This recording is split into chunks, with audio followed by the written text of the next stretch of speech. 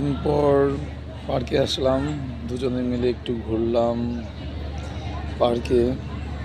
এসেই ডাবের জল খেলো উনি, আমি খেলাম পুরি।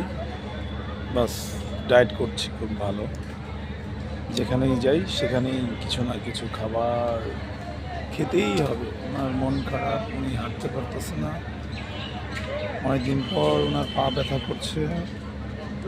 বললাম বাজারে এসে কি খাবে, বিট নাও, গাজর নাও, শশা নাও। হ্যাঁ হ্যাঁ হ্যাঁ, অদৃশ্য করলা ভাজি, অদৃশ্য করলা ভাজি। এই যে যদি করলা ভাজি থাকে, হ্যাঁ হ্যাঁ হ্যাঁ হ্যাঁ, অদৃশ্য করলা ভাজি। আমরা এই যে অদৃশ্য করলা ভাজির মধ্যে এই যে আরেক আমার ফ্রেন্ড, এই যে আরেকটা ফ্রেন্ড ক্লোজ, ঠিক আছে। হ্যাঁ, ছোটবেলার বন্ধু, খুব কাছের, আসে বকে, হাই টু হাইট চাইলাম পিছিয়ে।